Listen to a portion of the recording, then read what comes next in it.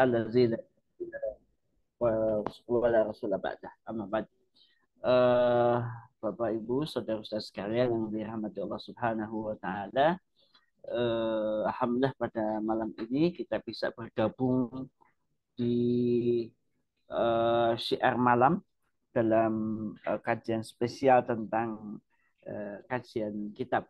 Yang mudah-mudahan apa yang akan kita kaji ini, yaitu tentang Nizamul Hukmi fil Islam, bisa memberi manfaat kepada kita semua dan menambah wawasan kita, dan mudah-mudahan nanti pada waktunya kita bisa menggunakannya, mengaplikasikannya di masa depan insya Allah. Ikhwani fillah yang dirahmati Allah Subhanahu wa taala, uh, izin share screen-nya sebentar.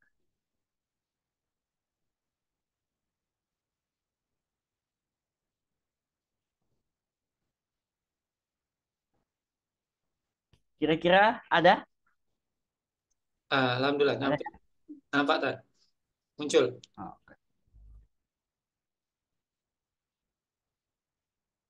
sebentar. Oke. Insya Allah kita akan mengkaji bab yang ketiga, dan bab ketiga ini di kitab Nizamul Hukmi fil Islam bicara tentang saklul hukmi fil Islam. Jadi bentuk-bentuk bentuk pemerintahan Islam. Jadi memang eh, ketika kita bicara dalam keseharian bentuk-bentuk negara, bentuk pemerintahan, kita ini literasi kita atau mungkin bayangan kita itu berputar-putar dengan apa yang disuguhkan oleh pendidikan Barat, ya. Jarang sekali kita mendapati kajian lebih spesifik tentang pemerintahan yang basicnya kepada Islam. Jadi ya wajarlah karena memang sistem pendidikan kita, ya mungkin istilah saya itu menganut sistem pendidikan sekuler yang menempatkan agama itu bukan sesuatu yang utama, bahkan cenderung agama itu dijadikan sebagai posisi yang terpinggirkan. Jadi sehingga kajian malam ini menjadi penting bagi kita untuk menambah wawasan bagaimana pemahaman Islam, konsep Islam tentang bernegara. Kita akan mulai dari muqaddimah, ya. Saya ingin sampaikan satu ayat di dalam Al-Qur'an. A'udzubillahi minasyaitonirrajim. Bismillahirrahmanirrahim. Ya Daud. Jadi ini firman Allah Subhanahu wa taala menjelaskan tentang bagian dari sejarah. Ini ditujukan kepada Nabi Daud alaihi salam. Inna ja'alnaka khalifatan fil ardi fahkum bainan nasi bil haqqi wala tattabi'il hawa. Jadi sesungguhnya kami telah menjadikanmu Daud sebagai khalifah dan menjadi penguasa di bumi, maka apa namanya? Fahkum bainan nasi bil haqqi wa la tattabi'il hawa. Jadi janganlah hukumilah manusia dengan yang hak dan janganlah mengikuti hawa nafsu. Fa idulluka an sabilillahi. Karena sesungguhnya, ya, apa namanya, hawa nafsu itu akan menyesatkanmu dari jalan Allah Subhanahu wa taala. Innal ladzina yadilluna an sabilillah, ya, dan orang-orang yang tersesat, ya, maka ya lahum azabun syadidun, ya, maka bagi dia adab yang syadid, yang pedih, ya, bima nasu yaumal hisab, dan karena memang mereka lupa terhadap hari perhitungan. Jadi ini ayat yang menjelaskan juga kepada kita tentang kekuasaan, tentang kepemimpinan. Jadi bahkan dalam istilah ini itu Allah nyatakan kata khalifah yang ada beberapa apa ya yang meragukan tentang sistem konsep Islam bicara pemerintahan itu selalu mencari-cari kata khalifah lebih spesifik, ya. Nanti dalam surat Al-Baqarah ayat 30 juga ada. Tapi inti yang saya ingin sampaikan dari ayat ini adalah bahwa eh, apa namanya eh, apa namanya kekuasaan itu dibahas di dalam Al-Quran, bagaimana seharusnya ketika menjadi berkuasa itu apa yang harus diterapkan. Jadi ini kepada Nabi Daud itu diminta untuk ya menggunakan hukum-hukum Allah dalam menjalankan pemerintahannya. Oke, uh, di bagian awal di bab ini ya Syekh Taqiyuddin An-Nabhani itu menyebut bahwa memang sistem pemerintahan Islam itu sebuah model yang unik. Disebutkan di sini Nizamul Hukm Islami Nizamun Mutamayyizun. Jadi sebagai sebuah sistem yang unik ya. Jadi an jami'il anzimatil hukmi fil alam. Jadi dari semua konsep-konsep politik bernegara, Islam itu adalah sistem yang unik. Ya, model sistem pemerintahan ini banyak tidak mengetahui, banyak tidak diketahui. Ya, maksudnya tidak diketahui secara detail. Ya, bahkan kaum intelektual Muslim sekalipun, karena memang konsep pemerintahan Islam itu tidak secara rinci dibahas di kampus-kampus, apalagi kampus-kampus negeri ya, kampus Islam pun nanti pembahasannya menjadi sangat terbatas. Ini ada satu buku ya, ini salah satu buku yang saya miliki tentang perbandingan pemerintahan ya. Itu pun sedikit kecil sekali. Jadi tentang demokrasi, tentang parlementer, ya, tentang presidensial, monarki, macam-macam itu ada. Ya, tetapi ketika kita bicara tentang Islam yang lebih spesifik, gambarannya global dan terlalu umum. Jadi wajar bahwa sistem ini tidak populer, tidak dikenal oleh sebagian uh, kecil, ya, mungkin tidak dikenal oleh sebagian besar dari intelektual Islam. Karena memang sistem ini adalah sistem yang uh, apa namanya secara khusus spesifik ya. Bagaimana sistem ini berkembang ya, bagaimana sistem ini dibangun, landasannya apa, konsep-konsepnya bagaimana, standar-standar ketika menentukan konstruksi bangunan pemerintahan Islam ini seperti apa, termasuk undang-undangnya seperti apa, itu memang unik. Dan sistem ini adalah sistem yang memang disebutkan di sini untuk berhikmat kepada umat Islam. Jadi ini secara nyata. Jadi ketika pemerintahan Islam dibangun, maka tujuannya itu adalah untuk berhikmat kepada Islam, untuk berhikmat kepada umat ini.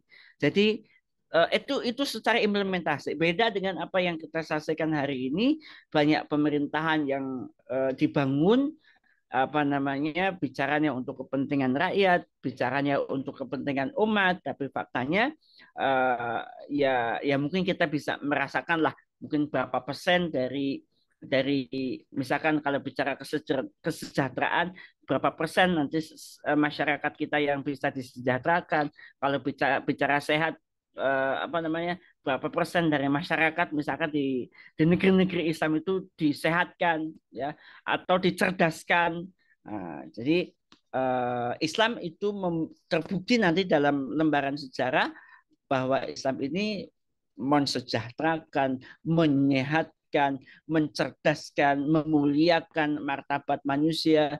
Jadi memang luar biasa dari sistem yang unik ini, yaitu sistem Islam. Yang sayangnya sistem ini tidak banyak dikenal, tidak banyak diketahui. Bahkan hari ini sepertinya sistem ini tidak pernah dicoba untuk dilirik oleh banyak pihak. Ya, pada musim-musim kampanye sekarang tidak ada yang melirik bagaimana sistem pemerintahan Islam untuk menyelesaikan persoalan di negeri ini.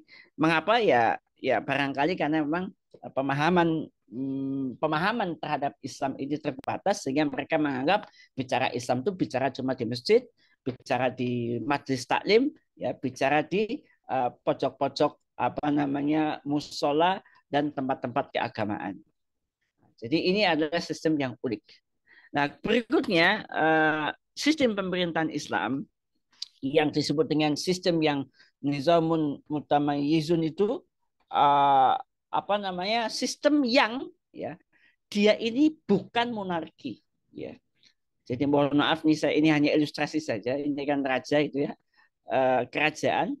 Jadi sistem pemerintahan Islam itu bukan sistem monarki, ya, bukan republik, kemudian juga bukan kekaisaran atau apa namanya imperium, atau juga federasi. Nanti ada beberapa istilah di kitab ini. Jadi meskipun nanti di dalam sejarah Islam ada yang apa memotret ya, ada perilaku yang mirip-mirip dengan monarki atau kerajaan, ya, mirip-mirip dengan apa namanya kekaisaran, ya, atau mungkin mirip dengan federasi karena muncul sultan-sultan. Tapi tentang sistem Islam, sistem pemerintahan Islam itu tidak keempat-empatnya gitu. Jadi bukan itu. Nanti kita akan rincikan. Karena memang ketika kita bicara tentang sistem pemerintahan ya, yang apa namanya banyak ya, sistem pemerintahan yang dibangun itu konsep-konsep dasarnya itu dari Yunani ya, dari kehidupan Plato, Aristoteles ya, zaman di kota Athena ya, kemudian dimodernisasi ya, dan kemudian disebarluaskan ke dunia sampai masuk ke negeri-negeri Islam. Jadi justru sistem inilah yang nanti banyak apa namanya diadopsi oleh negeri-negeri Islam ya, baik itu monarki atau kerajaan, republik, kekaisaran atau imperium nanti, atau juga bentuk pemerintahan yang namanya federasi. Dan Islam ya, pemerintahan Islam bukan keempat-empatnya. Yang pertama saya ingin tegaskan di kitab ini disebut dengan malak ya, atau muluk boleh ya. Itu kerajaan. Jadi Islam itu, pemerintahan Islam itu bukan sistem kerajaan. Ya, disebutkan nanti bahwa sistem kerajaan itu kekuasaan diwariskan berdasarkan keturunan wirasah. Ya. Kemudian eh, hak istimewa raja untuk membuat peraturan dan undang-undang. Ya, diri raja, seorang raja itu bisa memiliki kekebalan hukum ya, karena raja itu yang membuat hukum, maka rajanya tentu kebal hukum. Nah, kira-kira begitu. Ya, dan ini disebutkan di sini. Jadi kekuasaan diwariskan berdasarkan garis keturunan di situ, ya. Jadi apa namanya?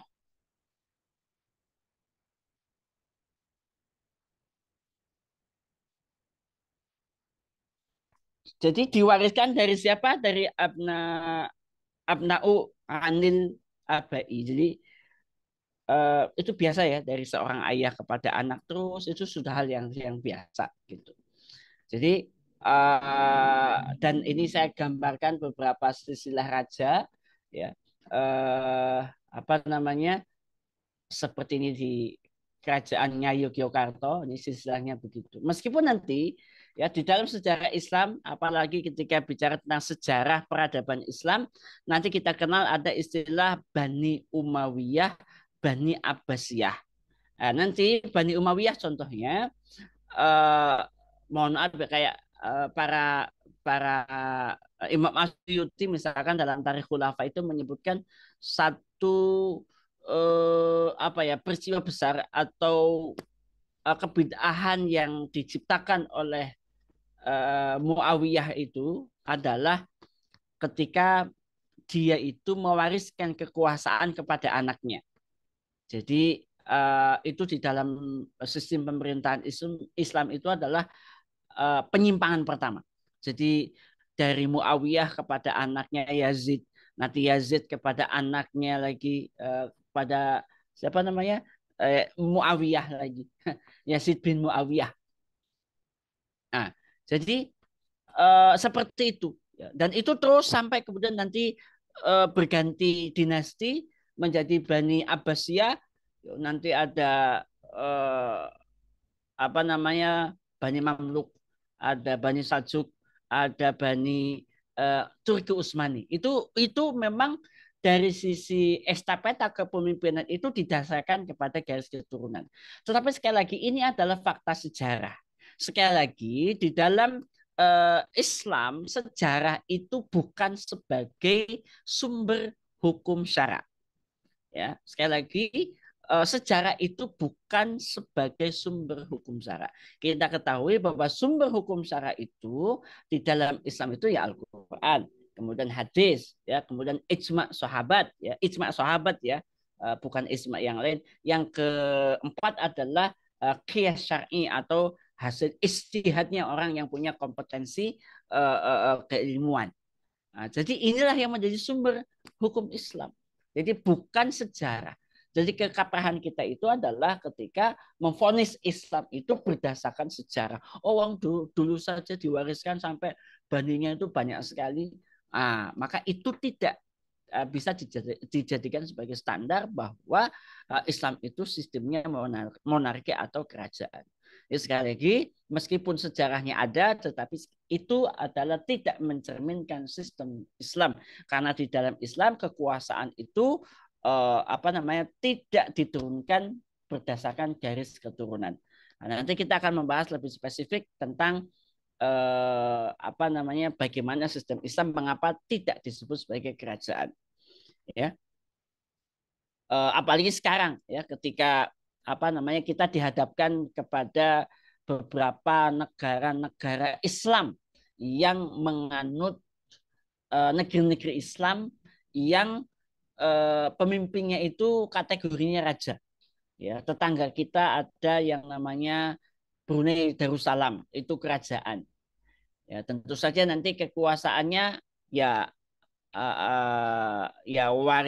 diwariskan begitu.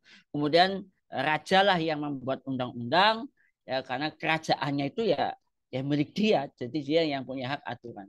Ya termasuk tentu saja karena rajanya punya kekuasaan ya maka rajanya juga punya kekebalan hukum dari undang-undang yang dia buat. Jadi ini ringkasnya cerita bahwa karena sesungguhnya kalau kita bicara tentang monarki itu sebenarnya nanti ada banyak jenisnya. Jenis kelaminnya itu banyak. Jadi ada yang disebut dengan monarki absolut, monarki konstitusional, ada monarki parlementer, ada monarki demokrasi. Jadi jenis kelamin dari sistem kerajaan itu macam-macam. Ya, kalau yang absolut itu ya memang murni dia raja, dia ratu, dia sultan, begitu yang di tangannya itu kekuasaan penuh. Ya, ini contohnya adalah ya Brunei, ya Oman, Qatar, Saudi Arabia dan seterusnya. Termasuk Vatikan itu rajanya mungkin kategori teokrasi ya. Tetapi meskipun itu kalau bicara negara karena tentaranya nggak ada gitu ya nantilah kita akan bahas nanti di kajian pemerintahan-pemerintahan yang di luar Islam. Jadi yang pertama kerajaan yang sifatnya absolut. Yang kedua adalah ada yang namanya monarki konstitusional. Ya tentu ini tidak ini hanya sekedar pemahaman tambahan bagi kita. Jadi jenis ini ya nanti mengakui ada raja, ada sultan, ya ada kepala negara, ya. Tetapi biasanya ada yang mereka mengadopsi konsep trias politika, ya di mana raja itu sebagai leader di pos eksekutif. Ya. Contohnya itu adalah Malaysia. Itu. Jadi eksekutifnya itu rajanya itu sebagai eksekutif. Kemudian ada yang namanya parlementer. Nanti parlementer itu nanti contohnya di Malaysia juga salah satunya ada perdana menteri. Jadi biasanya kan ada ketika pemilu misalkan dapat anggota parlemennya yang menang siapa. Nah, biasanya partai yang menang mendominasi parlemen dia akan menjadi perdana menteri. Perdana menteri itu bertanggung jawab kepada rajanya, ya raja yang dipertuan kalau di Malaysia. Kemudian ada monarki demokrasi. Ya, ini secara teoritis monarki demokrasi karena begini ya, mengapa sampai kelaminnya jadi banyak di monarki ini? Karena memang sistem ini memiliki sistem tertua, sistem pemerintahan tertua dan berusaha untuk diperbaiki, tambal sulam, tambal sulam. Karena biasanya kalau bicara monarki dan kerajaan ada otoriter, ada tiran, ada ya zolim lah gitu kira-kira. Maka ketika ingin apa namanya memperbaiki apa namanya pola ini yang zolim, yang tiran ini, mereka menggunakan mengadopsi kompromi-kompromi dengan sistem yang lain. Ya, maka sekali lagi ya, Islam itu tidak seperti itu. Ya, sementara pemerintahan Islam itu menolak hal-hal sistem kerajaan baik yang absolut, parlementer, apa namanya dan seterusnya. Jadi itu bukan Islam. Kemudian yang kedua, Islam juga bukan republik, bukan republik. Jadi sistem Islam itu bukan republik. Jadi kalau misalnya ini ada pemilihan langsung demokrasi, demokrasi gitu, benar ada republik. Jadi nanti ada wakil-wakil dan seterusnya.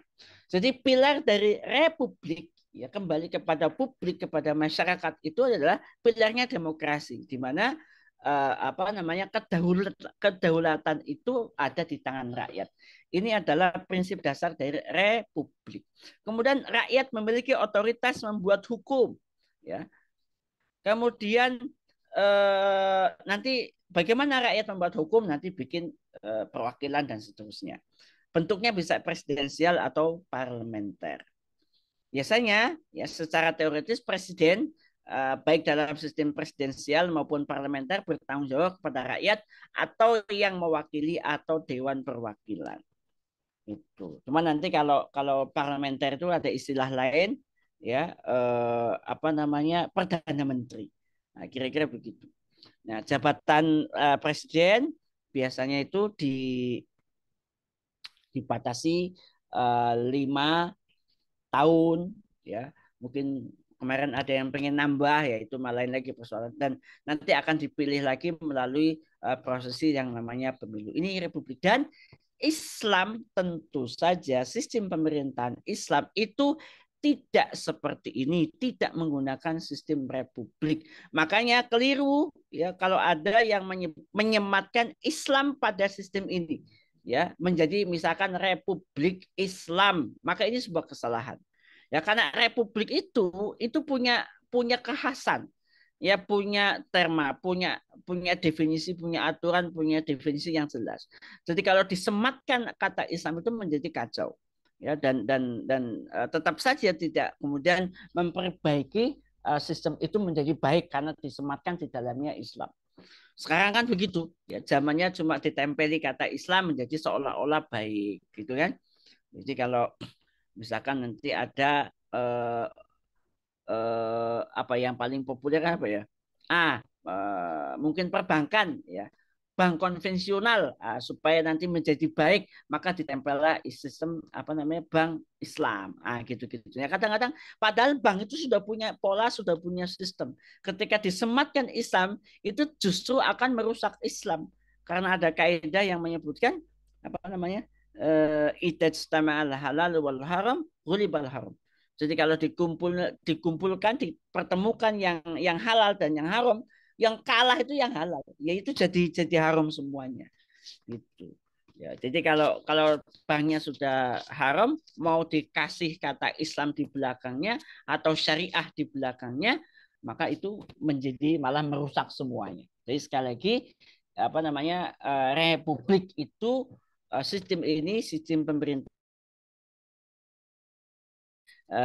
Islam ya bahkan Republik Islam kan ada Republik Islam Iran ya Pakistan Islam Pakistan nah, padahal itu tidak begitu kemudian kalau kalau Republik itu dalam istilah di sini disebut dengan Jumhuriyat ya Jumhuriyat jadi Republik jadi Jumhur itu mayoritas jadi masyarakat rakyat. Kemudian yang berikutnya itu adalah sistem yang namanya kekaisaran atau monarki atau dalam bahasa sininya apa namanya? Waduh, embiroturi. Ini diterjemahkan sebagai monarki, ya. Jadi sistem pemerintahan Islam itu tidak disebut sebagai sistem kekaisaran atau monarki atau imperium, ya. Imperatori. Nah, jadi bukan itu. Contohnya itu apa ya? Ya kayak Inggris, ya, imperium. Jadi wilayahnya banyak dan luas, ya. Syekh Taqiyuddin An-Nabhani itu disebutkan di sini eh, apa namanya berpandangan bahwa sistem ini tidak menganggap sama antara ras satu dengan yang lainnya dalam hal pemberlakuan hukum di wilayah-wilayah kekaisaran.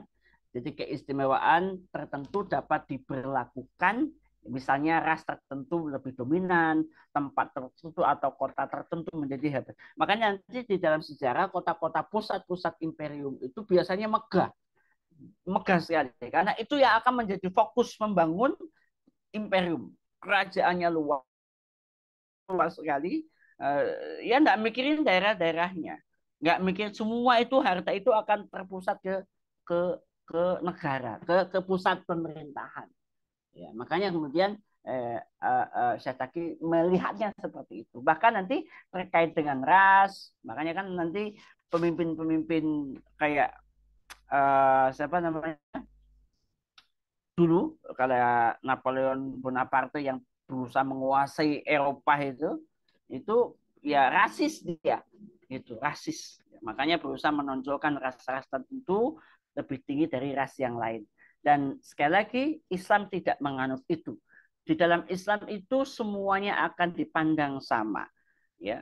Jadi ayat yang jelas misalkan Allah nyatakan ya ayuhan nas inna khalaqnakum min zakari wal unsa su'uba wa qabaila lita'arafu inna akramakum indallahi atqakum. Jadi memang di dalam Islam itu setara, ya, egaliter lah gitu, dan yang akan menjadi ukuran adalah keimanan dan ketakwaan seseorang. Jadi sistem pemerintahan Islam itu tidak seperti imperium, meskipun nanti apa namanya sistem pemerintahan Islam yang nanti akan dikatakan dengan istilah khilafah itu wilayahnya sangat luas, bahkan apa namanya coveragenya bisa dari Maroko sampai Maroke, Indonesia.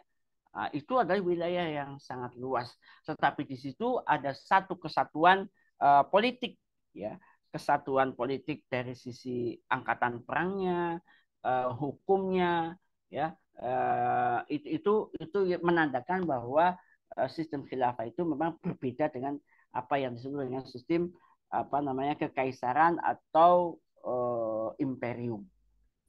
Dan yang berikutnya, sistem khilafah ini, sistem pemerintahan Islam ini juga, ya, tidak sama atau bukan negara federasi. Ya, ini saya kan apa sih namanya ini, negara Amerika Serikat yang sebagai negara federasi. Jadi kalau dalam istilah sini disebut uh, uh, Ittihadian, ya, jadi negara federasi, ya. Negara federasi ini bukan termasuk sistem pemerintahan Islam. Negara federasi itu apa? Ya, sistem ini membagi wilayahnya ke dalam otonominya masing-masing. Ini kan gambar itu kan negara Amerika. Ini kotak-kotak berwarna-warna itu negara-negara bagian. Ya, negara-negara bagian yang punya otonomi sendiri-sendiri. Makanya ini disatukan menjadi serikat. Jadi disebut dengan Amerika Serikat. Jadi, lengkapnya negara federasi adalah negara yang tersusun dari beberapa negara. Ya, negara-negara tersebut sebelumnya berdiri sendiri dan berdaulat. Eh, Namun kemudian negara-negara itu bersatu, tetapi tetap memiliki kewenangan dan mengurusi diri sendiri. Istilah lain ini namanya negara serikat, dan Indonesia itu pernah, ya, apa namanya pernah menjadi negara serikat. Ada negara Sumatera, ada negara Pasundan, gitu. Itu dulu ketika apa namanya Indonesia itu menganut sistem serikat. Nah, jadi ini empat sistem pemerintahan yang populer, ya populer baik itu di kampus-kampus, ya meskipun nanti turunannya banyak sekali, karena sebenarnya nanti sekarang ada istilah tuh apa pemerintahan oligarki, ya jadi nanti ada istilah negara aristokrasi, ya sebagian orang yang jadi apa namanya negara oligarki itu ya kategorinya aristokrasi. Jadi hanya sekelompok orang yang menguasai negara dan yang menguasai itu adalah oligarki itu ya orang yang punya punya power uang ya punya power untuk mengendalikan negara. Makanya disebut sebagai penguasaan negara oleh sekelompok atau segolongan orang tertentu saja. Jadi dan Islam tentu saja bukan itu ya apa namanya. Jadi kalau kalau nanti dirincikan ketika tadi hubungannya dengan monarki berdasarkan keturunan nanti bukan itu. Nanti pemerintahan Islam itu nanti didasarkan kepada baiat misalkan ya hanya dengan baiat apa namanya kepemimpinan itu akan dilanjutkan atau diteruskan. Kemudian yang berikutnya adalah ini contoh-contoh beberapa negara yang menganut federasi. Meskipun sekarang ini banyak negara yang sistem pemerintahan itu campur aduk.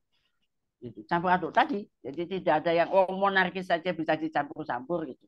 Ada monarki absolut tadi, ada apa namanya kayak parlementer, ya bahkan yang monarki demokrasi juga ada. Ya, termasuk ya apa namanya negara negara federasi ya itu nanti penerapannya itu juga bisa macam-macam. Jadi tergantung keadaan karena nanti regulasi yang dibuat negara satu dengan yang lain itu apa ya namanya berevolusi ya berubah-ubah sesuai dengan kepentingannya masing-masing ya. Nah keempat-empatnya sekali lagi itu tidak mencerminkan sistem sistem Islam. Jadi sistem Islam itu ya. Jadi nanti di bagian akhir bahwa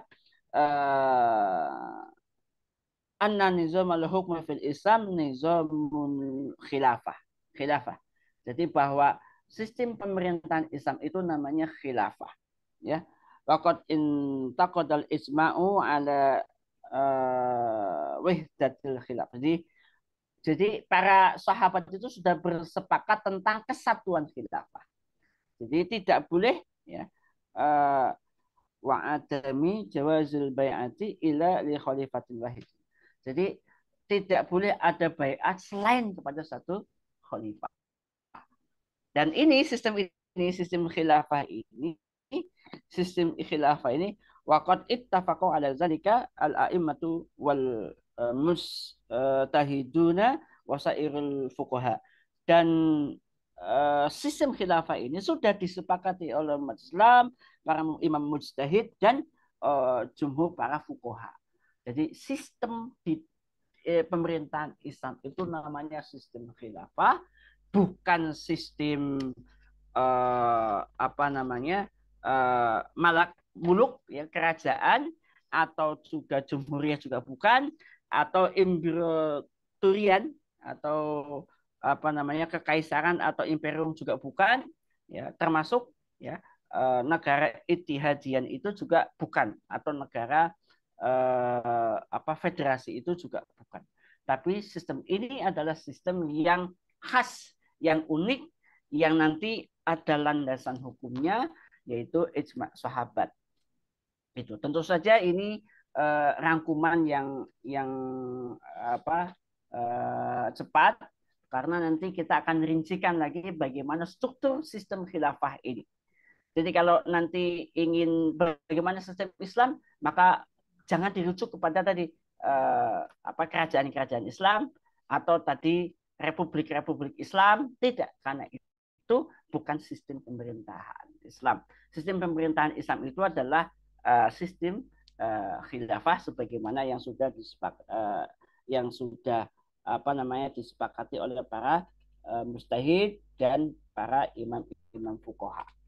Nah, ini pembahasan kita di bab bentuk-bentuk khilafah ya. Sekali lagi kita mungkin masih belum, masyarakat secara umum insya Allah saya melihat belum memiliki gambaran yang utuh tentang pemerintahan Islam karena memang maklumat mereka tentang Islam itu jauh sekali. Itu maklumat tentang Islam fikihnya nggak ada, baca sejarahnya nggak pernah. Yang dia lihat adalah fakta-fakta kehidupan-kehidupan yang tidak menerapkan Islam, maka lengkaplah sudah gambaran tentang Islam itu nyaris hilang dari benak kaum muslimin. Jadi ketika bicara tentang pemimpin Islam kayak apa, itu nggak ada gambaran sama sekali. Jadi ketika bicara tentang Abu Bakar, tentang Umar, itu menjadi sosok yang kayaknya utopis gitu, utopia itu. Jadi kan masa sih ada orang yang sesoleh itu, sebaik itu ya. Kadang-kadang masyarakat sampai menganggap penguasa-penguasa Islam yang disebut dengan Khulafaur Rasyidun itu seolah-olah pemimpin yang mustahil untuk diwujudkan kembali. Padahal insya Allah nanti sistem ini akan kembali dengan izin Allah ya, dan insya Allah kita dalam hal ini ingin menjelaskan, melakukan edukasi kepada masyarakat sehingga pemahaman mereka tentang sistem pemerintahan Islam itu menjadi benar ya, tidak tercampur-campur dengan sistem pemerintahan yang lain, baik itu demokrasi, republik, kerajaan, uh, dan yang macam-macam tadi saya sebutkan. Itu barangkali ringkasan dari bab ketiga tentang syaklul hukmi fil Islam atau bentuk pemerintahan di dalam Islam ya. Mudah-mudahan penjelasan singkat ini bisa memberikan gambaran. Jadi sekali lagi sistem Islam itu bukan muluk, bukan kerajaan, bukan jumhuriyah, bukan juga imperatorian atau imperium atau kekaisaran, dan juga bukan ittihadian atau federasi. Ya, khilafah lah yang dimaksud dalam pembahasan ini sebagai sistem pemerintahan Islam yang unik. Itu yang bisa saya sampaikan. Terima kasih. Ya, alhamdulillah Bapak Ibu jamaah sekalian, telah kita dengarkan pemaparan tadi dari Al-Ustaz berkaitan dengan bentuk pemerintahan Islam, yaitu khilafah ya. Jadi sistem pemerintahan di dalam Islam itu khilafah. Kemudian dijelaskan juga dalam kitab ini, mengutip apa yang disampaikan barusan oleh beliau, bahwa khilafah yang diceritakan atau yang dinaskan di dalam kitab ini atau dijelaskan dalam kitab ini adalah model pemerintahan yang tidak mirip ya, atau tidak sama dengan pemerintahan modern hari ini atau pemerintahan yang pernah ada di dunia ya. Sehingga beliau tadi menegaskan sistem pemerintahan Islam bukanlah bentuk yang seperti pemerintahan monarki, bukan pula pemerintahan bentuk republik, khilafah juga bukan bentuk pemerintahan kekaisaran maupun federasi. Ya, alhamdulillah Bapak Ibu, ini sepertinya sesi tanya jawab ini agak cukup panjang waktu kita. Jika di antara Bapak Ibu ada yang ingin bertanya, karena ini pembahasan yang cukup menarik ya di tengah-tengah umat. Jika di antara Bapak Ibu ada yang ingin ditanyakan atau didiskusikan, bisa nanti pertanyaan Bapak Ibu dikirimkan ke kolom chat ataupun bertanya langsung. Kalau yang mau bertanya langsung silakan raise hand, tanya langsung kepada Ustaz ya. Untuk kesempatan pertama ini Ustaz, sembari menunggu jamaah yang ingin memberikan pertanyaannya, setidaknya Ustaz, di samping tadi yang sepertinya ada pengulangan ya, ataupun penekanan yang saya ingat ada berapa kali, 2 atau 3 kali yang Ustadz ulang-ulang bahwa sistem pemerintahan Islam ini atau yang kita sebut tadi khilafah ini minimnya maklumat, minimnya literasi kaum muslimin sehingga mereka tidak mendapat gambaran yang utuh sistem yang diajarkan ya di dalam Islam, bahwa Islam punya pemerintahan unik, sistem pemerintahan yang unik.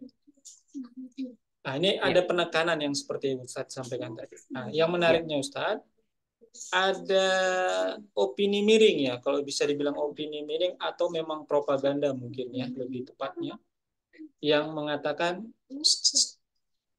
bahwa khilafah itu sebenarnya monarki. Kalau tadi ada beberapa kali dibantah, dari materi juga dikatakan khilafah itu bukan monarki. Realitasnya yang terjadi, seperti yang Ustadz sebutkan, ada beberapa kali dinasti Mamalik misalnya, atau dinasti ya dari Umayyah tadi ya. Nah, jadi ini bagaimana kita nanti menjelaskan bahwa realitasnya begitu, ada, dan kenapa di dalam kitab ini dibantah bahwa khilafah itu bukan monarki. Nah, ini bagaimana kita menjelaskan ke tengah masyarakat, Ustaz? Bahwa kita mencoba mengkelirkan khilafah itu ya pemerintahan yang tidak sama dengan monarki. Tapi realitasnya begitu, Ustaz. Nah, gimana nih, Ustaz, penjelasannya? Iya.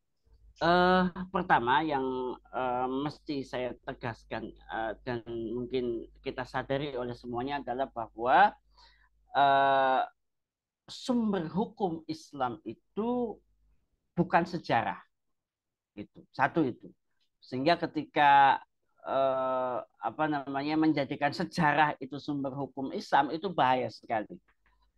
Karena begini, bahkan ini yang terjadi hari ini, beberapa propagandis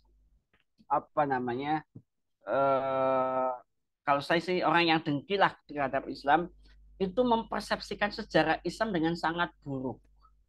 Jadi yang kelihatan oleh mereka itu sejarah Islam itu adalah cacat celaknya, gitu. Mohon maaf ya, ketika Islam itu misalkan di pasca Rasul wafat itu ada sejarah Khulafaur Rasyidun. Jadi sejarah Khulafaur Rasyidun pun itu yang kelihatan oleh dia, ya, oleh orang-orang ini, orang yang hasut terhadap sejarah ini adalah terbunuhnya Umar, terbunuhnya Utsman, terbunuhnya Ali, kan begitu. Gitu.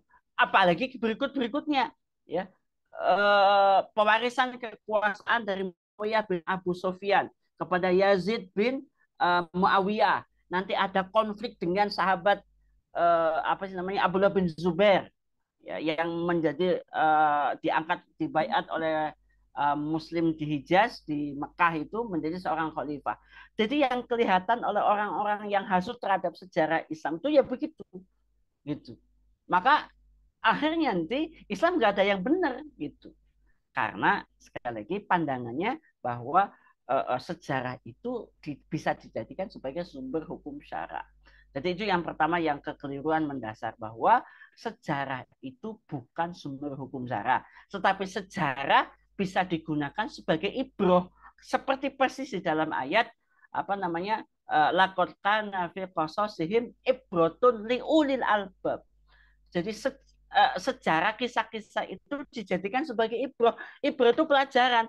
Kalau baik ambil, kalau tidak baik atau jelek itu ditinggalkan. Gitu. Jadi ya tentu beda lah antara ibroh dengan uswah, ya kan? Kalau ibroh itu tadi pelajaran, yang benar ya diambil, yang jelek ya ditinggalkan. Tapi kalau jadi kalau uswatun hasanah, laqad kana lakum uswatun hasanah, pada diri Rasul itu ada uswah, ada contoh. Nah, kalau yang ini uswah itu maknanya duplikasi. Jadi ini satu-satunya yang boleh diplagiat itu sosok Rasul Muhammad SAW, dan satu lagi ada sosok namanya Nabiullah Ibrahim alaihissalam. Jadi ada 5 kata uswah yang sepadan dengan uswah, yang 5 kata ini merujuk kepada 2 orang, yaitu Nabiullah Ibrahim dan Nabiullah Muhammad SAW. Nah, dua-duanya itu adalah manusia yang boleh diplagiat 100%. Boleh diplagiat. Nah, jadi tapi beda dengan ibroh. Ibroh itu ya kalau ada yang baik diambil, kalau tidak ada, kalau yang jelek yang nggak bagusnya ya kita singkirkan. Jadi ini persepsi pertama yang harus diluruskan. Sekali lagi saya tegaskan, sejarah bukan sumber hukum syariat. Yang berikutnya, ketika ada orang yang mempersepsikan, ya, mempersepsikan bahwa apa namanya sistem pemerintahan Islam itu kerajaan, nah berarti dia harus lebih mendetaili tentang sejarah panjang umat Islam. Gitu. Sebenarnya saya itu dulu awal-awal itu hanya mengenal Islam itu sampai Ali. Jadi saya itu mengenal Islam itu hanya sampai Khalifah Ali bin Abu Thalib. Sisanya saya tidak paham. Itu. Jadi pasal Rasul, Abu Bakar, Umar, Utsman, Ali, bahkan Hasan bin Ali pun tidak masuk ke dalam kamus ingatan saya. Gitu, gitu. Maka ketika kita itu bisa melihat sejarah Islam dengan utuh, maka kita akan dengan sangat bijaksana menempatkan mana yang kita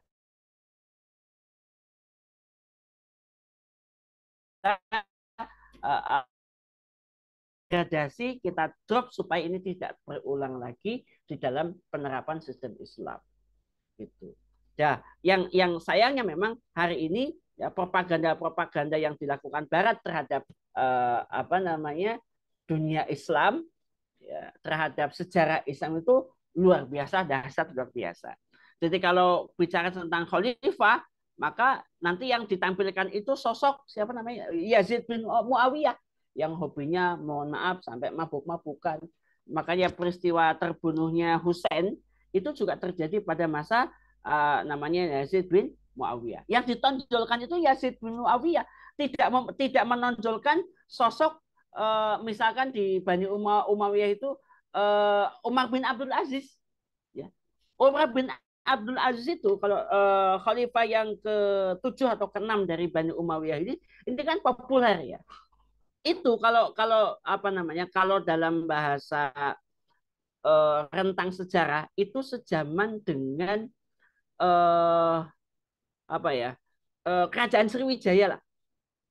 Bahkan disebutkan nanti di dalam apa namanya di dalam beberapa literasi sejarah Raja Sriwijaya yang namanya Sri Indrawarman itu pernah berkorespondensi dengan Khalifah Umar bin Abdul Aziz untuk diajari Islam.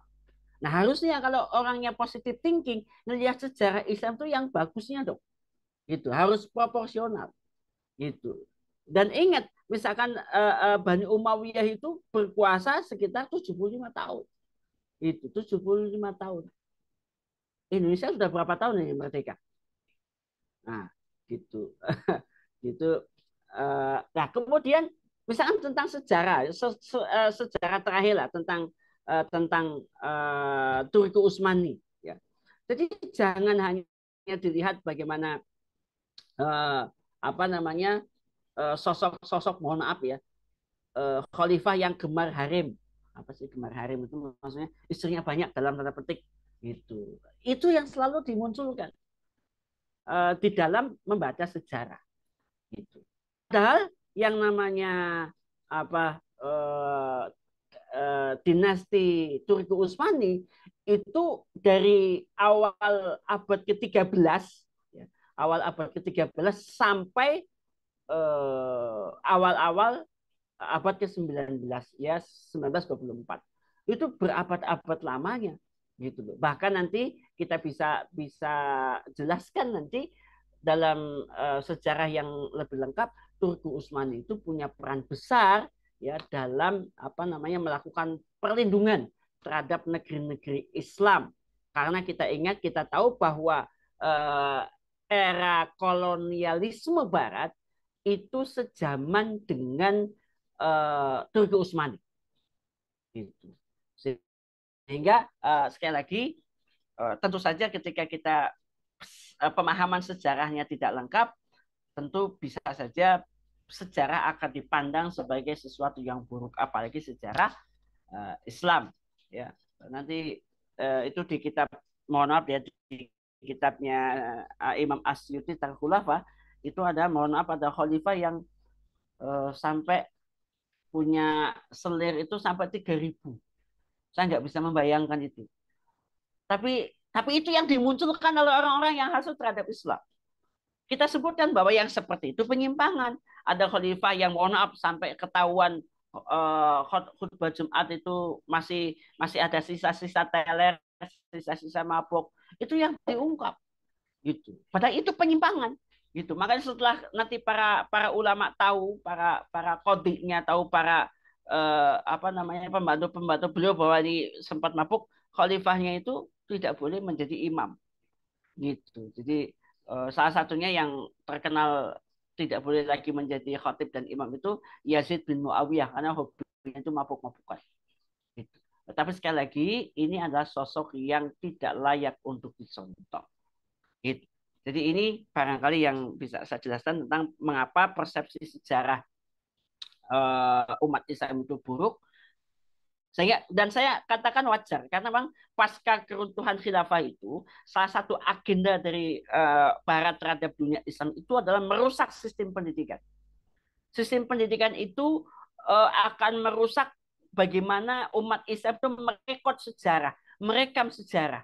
Ketika sejarah Islam itu direkam dengan persepsi yang buruk, maka umat Islam sekarang tidak punya kebanggaan terhadap sejarahnya sendiri.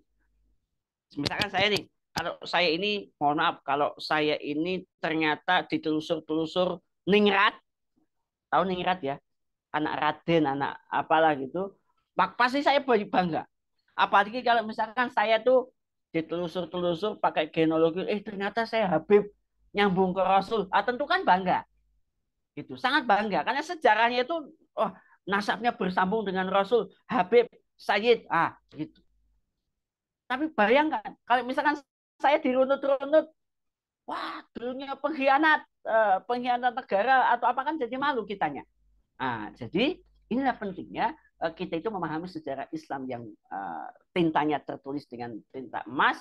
Maka ketika kita itu bangga dengan sejarah Islamnya, maka ketika kita ingin bersemangat mengembalikan sejarah yang emas itu tadi, itu sangat mungkin. Nah, itu salah satunya ya, mengapa ya kebetulan juga saya itu mengampu mata kuliah sejarah peradaban Islam, salah satunya karena itu. Karena saya merasa banyak dibohongi oleh sejarah. Saya pernah mengidolakan Mustafa Kemal Atatürk. Saya pernah mengidolakan.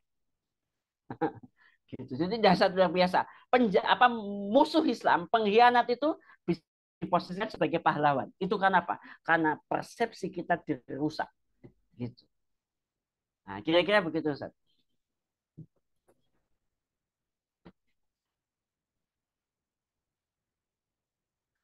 Ya, alhamdulillah cukup jelas Ustaz. Nah, kalau ini dikembangkan memang cukup panjang ini Ustaz, kita bicara bahwa kalau bicara tentang khilafah, bicara tentang pasca keruntuhan khilafah, kemudian menitikbalikkan dari khilafah pasca khulafah Rasyidin, sepertinya memang banyak sekali informasi-informasi atau citra buruk yang diopinikan kembali ke tengah kaum muslimin, bahwa khilafah juga wajahnya wajah yang penuh berdarah, wajahnya yang memang tidak terlalu ideal juga, sehingga mereka berpikir kalau bicara khilafah berarti kita balik lagi ke zaman batu istilahnya. Ini diskusi kita selanjutnya Ustaz. Tapi ini karena memang sudah ada pertanyaan banyak yang masuk, jamaah juga mungkin menunggu tanggapan dan jawaban Ustaz ini. Kita coba ambil satu atau berapa pertanyaan yang sudah masuk. Ini dari Mas atau Bapak Fahmi Putra. Assalamualaikum Ustadz, mohon penjelasan kembali apa beda sistem monarki dengan kekaisaran. Nah, mohon penjelasannya kembali Ustadz dari Pak Fahmi Putra. Ya, jadi pada dasarnya memang dua-duanya, baik itu apa namanya, monarki atau sistem kerajaan ataupun kekaisaran itu kekuasaan itu diwariskan berdasarkan garis keturunan. Itu kesamaannya seperti itu. Sementara nanti ada aspek-aspek yang berbeda yang oleh Syekh Taqiyuddin An-Nabhani jelaskan bahwa di sistem kerajaan ya dan kekaisaran itu raja sama-sama memiliki otoritas yang besar. Tetapi biasanya kalau bicara imperium itu coverage areanya besar, kayak kasus misalkan Romawi ya. Romawi itu terbentang sampai ke India. Ya, Romawi sampai terbentang ke India. Jadi bahkan Inggris ya itu persemakmuran Inggris. Ini kan ini tadi saya gambarkan tahu persemakmuran Inggris ya. Itu mirip-mirip bentuk kayak kekaisaran saya melihat. Bentuk imperium. Jadi apa namanya pusatnya di London, nanti negara-negara bawahannya itu tersebar di banyak tempat, di banyak posisi gitu. Tapi tetap ya penguasanya itu nanti kekuasaannya itu didasarkan kepada pewarisan tahta terhadap keturunan-keturunannya. Jadi kalau saya melihat apa namanya hanya itu ya dari sisi aspek covered area yang luas dan kecilnya saja. Jadi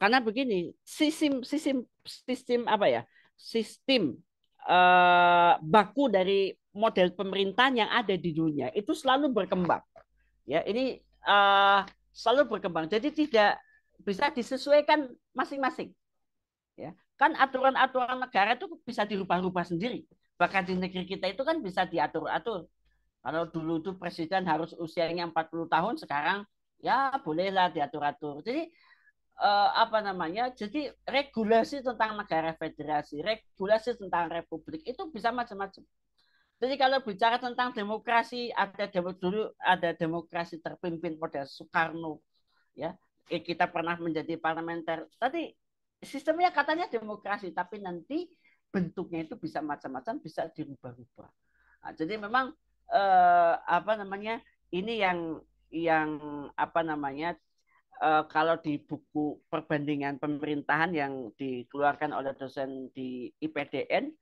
setiap negara itu punya perkembangan sistem pemerintahan yang berbeda-beda. Jadi tidak baku. Itu justru Islam lah yang nanti bisa dibakukan. Meskipun ada yang mengatakan tidak baku, tapi sungguh ada pola yang bisa kita lihat dari apa yang apa Rasulullah SAW jelaskan dan asarnya para sahabat ketika menjelaskan tentang kepemimpinan. Jadi tentang adanya baiat, tentang adanya gubernur, tentang adanya ini itu sebenarnya ada dibakukan gitu. Dan ini memang apa yang disebut dengan nizamun mutamayyizun itu unik khas ya, kan memang Islam berbeda. Gitu. Sementara monarki dan kerajaan ya, monarki atau kerajaan dan kekaisaran ya, bisa jadi atau yang tetap itu adalah model pewarisan tahta. Tapi sisanya itu bisa berubah-ubah, apalagi kita ketika covered areanya itu meluas. Ya kan kayak Malaysia menjadi apa negara apa tadi saya sebut sepermakmuran negara Inggris. Kemudian Brunei juga sama, masing-masing juga apa namanya punya kekhasan. Jadi miriplah saya sebut sebagai imperium atau kekaisaran meskipun ini di zaman modern ya apa tidak berusaha menonjolkan tangan kekuasaan Inggris kepada Malaysia kepada apa namanya negara-negara persemakmurannya itu tidak begitu menonjolkan tapi mereka diikat berdasarkan aturan-aturan negara bagian dari persemakmuran negara-negara Inggris. Jadi saya melihat seperti itu.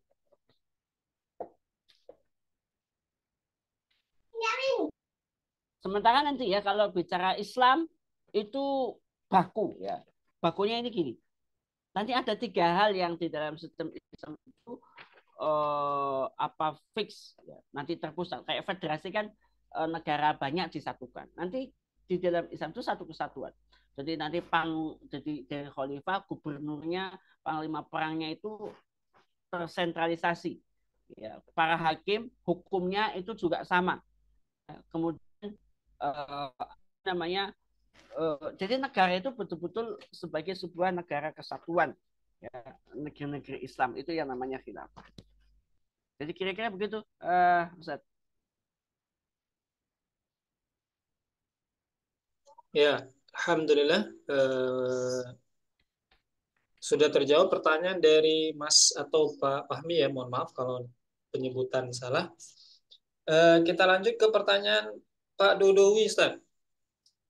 Beliau bertanya, pertanyaan beliau, apa urgensinya Ustaz menerapkan khilafah saat ini? Kira-kira dasar hukumnya apa Ustaz? Mohon penjelasannya Ustaz. Ya, begini. Yang pertama harus dipahami adalah keimanan dan keislaman kita.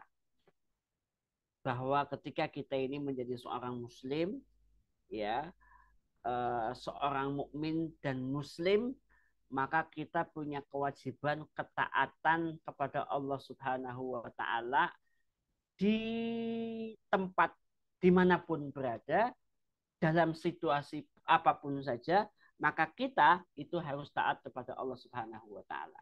Jadi taat kita itu harus 24 jam. Jadi ketika di masjid kita itu taat, biasa. Ketika dalam pengajian itu taat, biasa. Artinya itu dalam aspek-aspek individu kita bisa taat.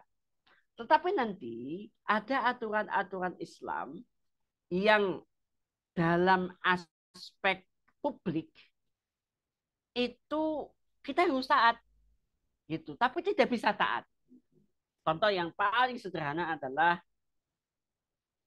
uh, menutup aurat misalkan. Menutup aurat bagi wanita itu hukumnya wajib. Gitu. Tetapi nanti ada beberapa tempat yang justru melarang wanita menutup aurat. Contoh di mall, apa ya? Adalah beberapa perusahaan apalah ya yang bisnis begitu ya, melarang karyawannya itu untuk menutup aurat. Coba bayangkan. Sementara Islam itu mewajibkan, sementara ini perusahaan ini mengharamkan. Tidak boleh. Ah, ini itu. Kemudian ada yang lebih itu bicara tentang pakaian, tentang makanan, ya. Bahwa Islam itu tidak boleh mabuk. Pokoknya semua yang memabukkan itu haram. Kullu muskirin haram. Tidak boleh mentransaksikan barang-barang yang memabukkan. Tetapi justru ada sebuah regulasi bahwa yang disebut dengan hotel berbintang itu harus tersedia minuman keras. Itu harus ada. Sementara keharamannya itu sudah ada di dalam Al-Quran.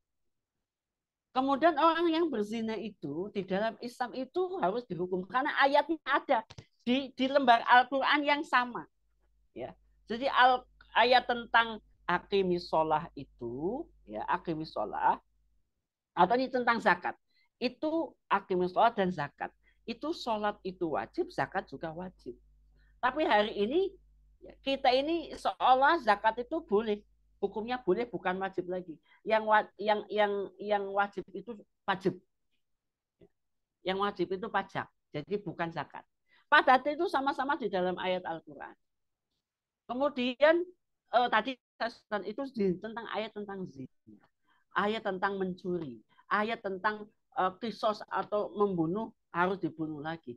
Ini semua tertulis di Al-Quran sebagaimana hukum sholat, hukum haji, hukum saum Ramadan itu ada di situ. Maka apa urgensinya? Kita ini butuh kepemimpinan Islam. Urgensinya itu adalah untuk menegakkan hak-hak Allah. Menegakkan hak-hak Allah sebagai Tuhan, sebagai penguasa semesta alam yang hukumnya harus diterapkan. Itu kita butuh yang namanya kekuasaan. Itu. Maka kekuasaan yang dimaksud itu memenuhi kaidah. Kan ada kaidah tuh yang namanya malayatimul wajib ila bihi fahuwal wajib. Jadi tegaknya hukum-hukum Allah tadi, kalau tadi di ayat pertama, sebenarnya ini bukan hanya sekedar ayat-ayat untuk Nabi Daud, tapi sebenarnya ada juga ayat yang lain. Fala wa rabbika la yu'minuna hatta yuhaqqimuka fi ma syajara bainahum. Nah, itu kan juga ayat yang sama sebenarnya tentang perintah kepada Rasul Muhammad untuk menjadikan Allah sebagai pemutus, sebagai hakim.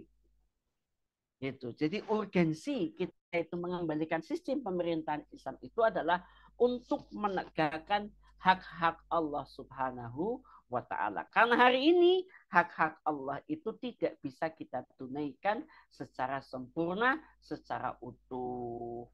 Jadi kita hanya baru bisa mengerjakan sholat. Jadi yang namanya individual, ibadah-ibadah mahdoh, ibadah vertikal kepada Allah saja yang bisa, ya.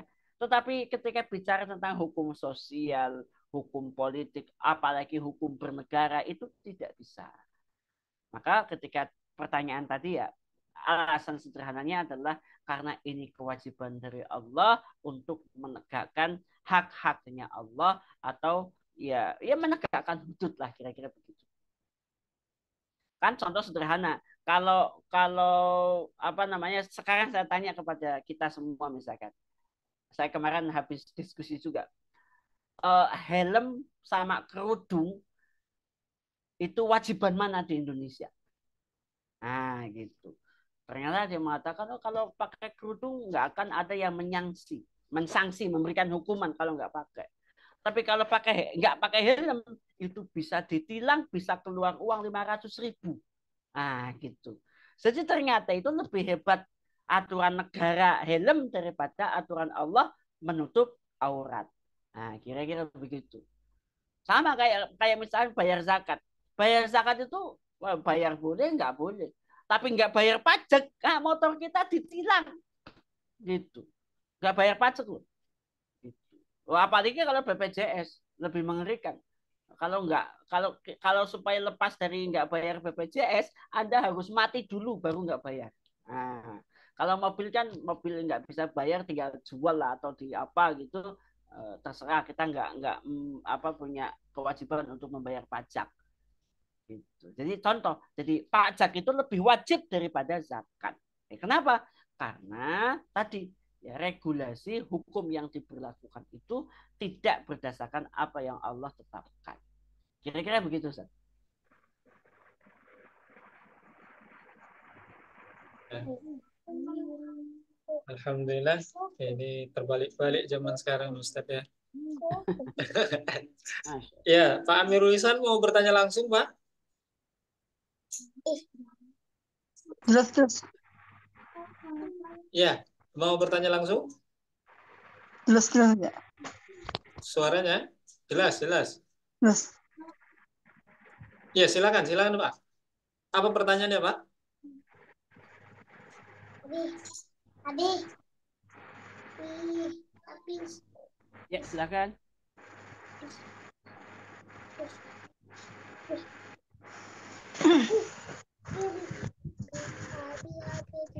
Ya.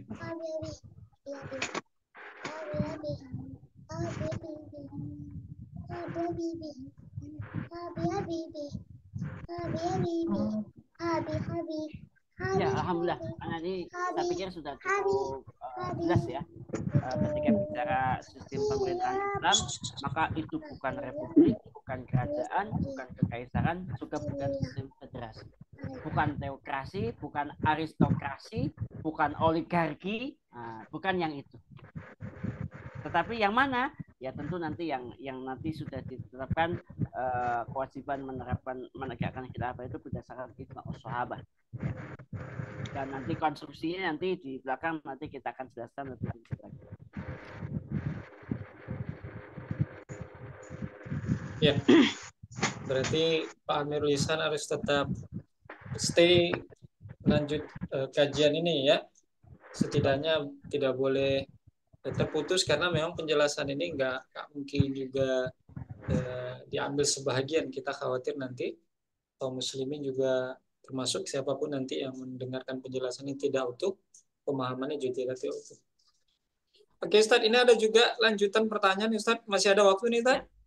Ya, silakan. Masih ada pertanyaan lagi di kolom chat kita. Ada 2 pertanyaan lagi. Ini di awal tadi kaum Adam, ini yang selanjutnya dari kaum Hawa nih, ibu-ibu ini. Mak-mak ya. Beliau ini dari Bu Roslina. Mohon maaf kalau bukan ibu ya, atau Mbak, mohon maaf. Bu Roslina atau Mbak Roslina. Assalamualaikum Ustadz, izin bertanya, bagaimana proses pemilihan pemimpin khilafah pada masa-masa sekarang? Atau bagaimana proses pembentukan khilafah di masa sekarang? Nah, ini gimana Ustaz? Teknisnya Ustaz, terkait dengan pemilihan khilafah? Pertama, kalau pemilihan itu strategi teknis ya, sebenarnya mudah. Jadi itu juga dicontohkan ketika terjadi estafeta kepemimpinan dari Rasulullah kepada Abu Bakar, kepada Umar, kepada Utsman, kepada Ali. Setidaknya estafeta itu bisa kita jadikan sebagai referensi, sebagai metode bagaimana cara memilih pemimpin di dalam Islam. Jadi memilih pemimpin itu bisa ditunjuk ya sebagaimana pertama bagaimana cara Abu Bakar itu dipilih ya. Jadi di Sakifah Bani Saidah nanti para sahabat ngumpul nanti memilih ya terpilihlah yang namanya Abu Bakar Asli sebagai khalifah. Maka itu bisa dengan mekanisme seperti itu ya. Jadi masyarakat berkumpul nanti milih boleh.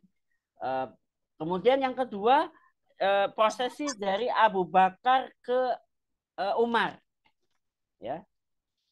Maka itu prosesinya dengan cara apa? Dengan cara ditunjuk oleh Abu Bakar. Boleh. Gitu Abu Bakar dengan otoritasnya sebagai khalifah.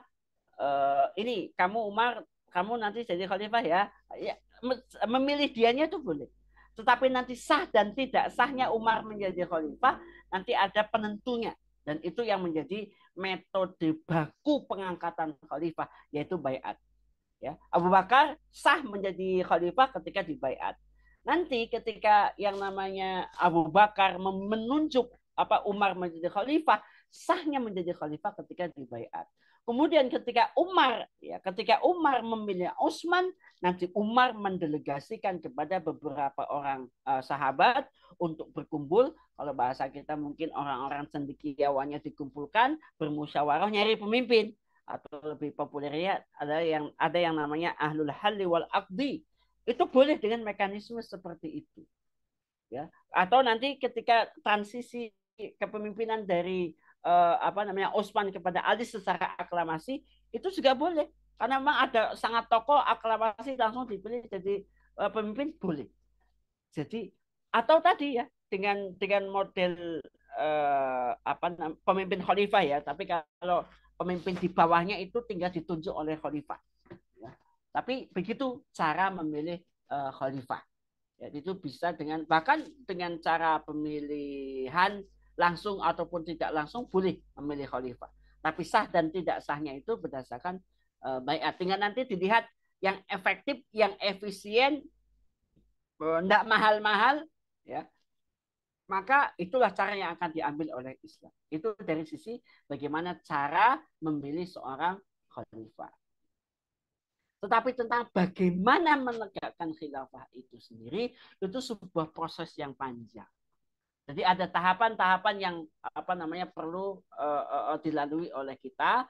Tetapi yang barangkali bisa saya tegaskan itu adalah pertama adalah tugas kita untuk memberikan penjelasan kepada umat Islam apa itu khilafah. Apa itu sistem pemerintahan Islam. Ini ajaran Islam, ya. Ini ajaran Islam. Jadi ada tertulis di dalam kitab-kitab induk, ya, imam mazhab, ya. Bahkan dalam fikih-fikih yang sederhana di Indonesia, Pak Al Ustadz Sulaiman Rasid dalam fikih Islamnya itu menempatkan pembahasan khilafah di bukunya. Itu warna kuning hijau itu dicetak berkali-kali, itu menjelaskan tentang khilafah. Jadi langkah pertama sebagai untuk mengembalikan atau menegakkan pemerintahan Islam yang namanya khilafah itu adalah adanya edukasi yang terus-menerus kepada umat Islam bahwa sistem ini adalah sistem yang digariskan oleh syariat. Dan insya Allah dengan sistem ini umat ini akan memperoleh apa yang disebut dengan keberkahan fid dunya wal akhirah. Gitu. Tanpa itu nggak akan dapat. Yakinlah gitu. Mengapa saya bisa bicara begitu? Setidaknya di kota saya itu pernah ada papan besar di gerbang kota, tulisannya di surat Al-A'raf yang bunyinya a'udzubillahi minasyaitonir rajim, apa namanya? Walau ana ahlal qura amanu wa taqaw la fatahna alaihim barakatin minas sama'i wal ardh walakin kadzabu fa akhadnahum bima kanu yaksibun. Jadi seandainya sebuah negeri beriman dan bertakwa, ini kuncinya. Jadi beriman dan bertakwa menggunakan syariat Islam, maka apa? La fatahna alaihim barakatim minas sama'i wal ardi. Maka ketika iman takwa pakai syariat Islam, tegak hukum Allah, maka berkah dari langit dan bumi. Itu rumusnya.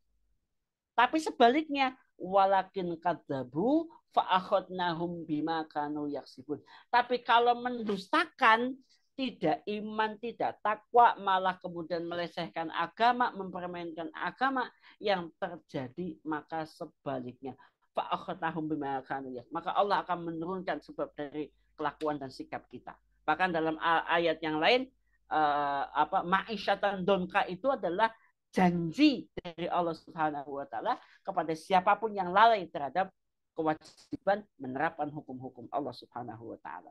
Jadi langkah pertamanya itu adalah membangun kesadaran tentang kebaikan di balik tegaknya Islam dan perlunya kekuasaan Islam yang namanya khilafah kepada umat. Oh, sekarang banyak umat yang ketakutan dengan Islam. Gitu. Ketakutan, baru bicara takbir, ada yang takbir begitu udah ketakutan. Harusnya kan semangat gitu. Tetapi ada di antara umat Islam yang mendengar kata takbir saja alergi, langsung meriang. Nah, itu bahaya sekali. Jadi ini tugas kita semua ya untuk menyampaikan Islam ini kepada publik, kepada masyarakat. Jadi ini tahapan-tahapan awal, insya Allah begitu. Ya, alhamdulillah. Sudah ditanggapi ya pertanyaan dari Ibu atau Mbak Roslina. Ini pertanyaan terakhir, Ustaz, dari Ummu Adam. Ya. Izin bertanya, Ustaz, apakah yang membuat kaum muslimin, kaum terpelajar hari ini salah mengambil kesimpulan saat melihat kekurangan kekhilafan di masa-masa akhir?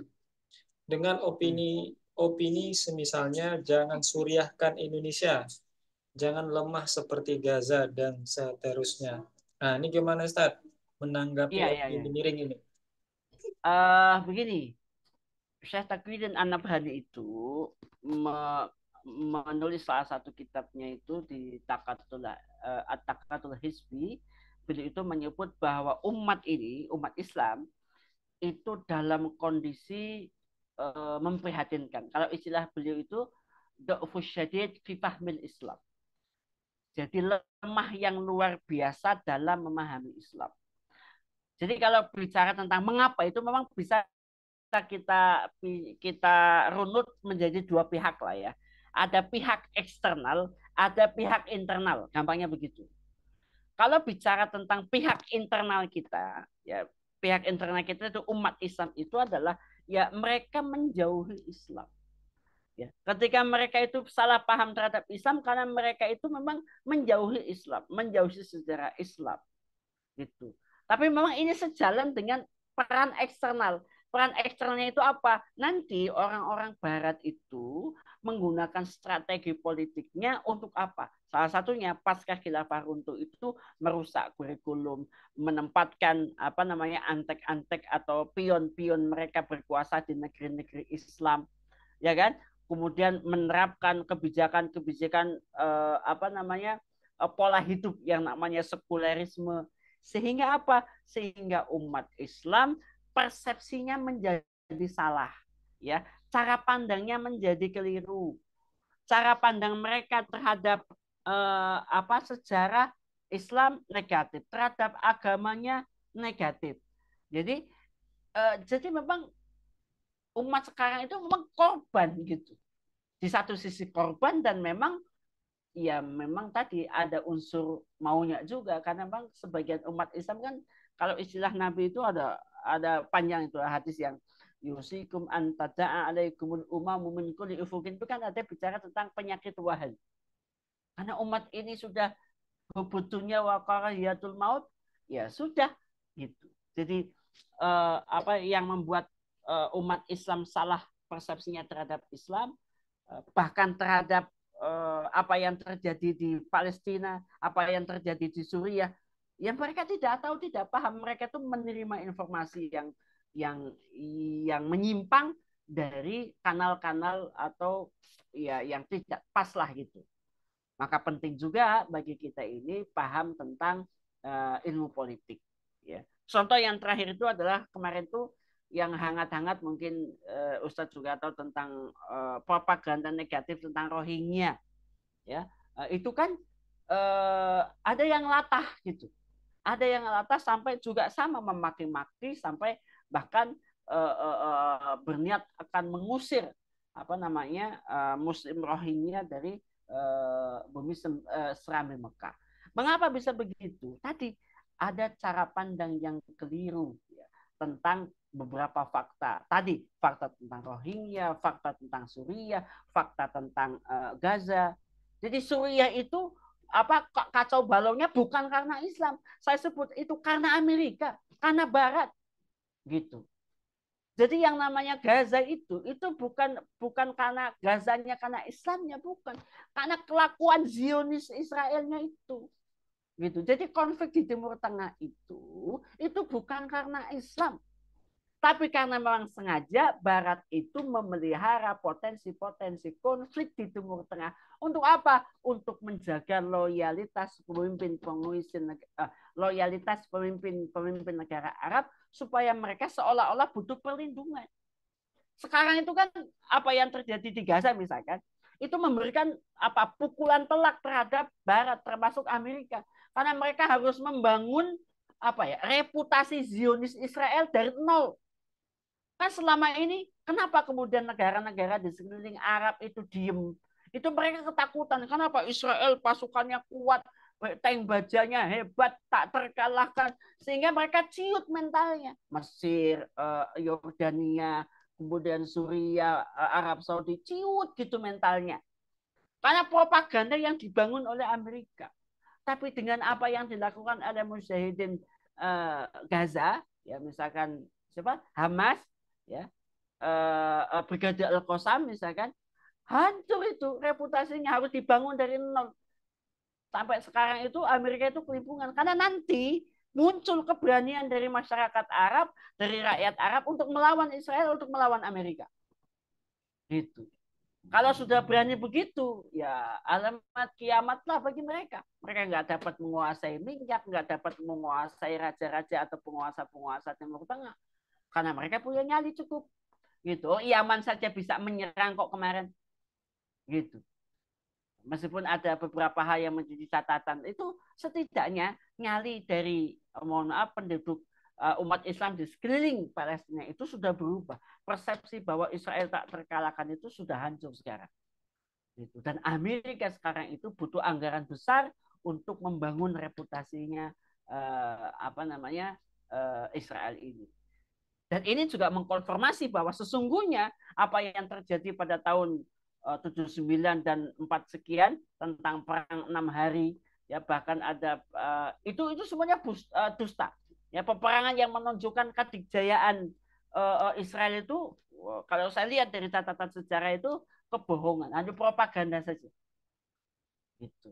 Nah, jadi yang harus ditingkatkan di benak kaum muslimin itu adalah tadi kesadaran politiknya, kesadaran tentang sakofah Islamnya, sehingga kita ini menjadi umat nanti yang tidak akan mudah tertipu.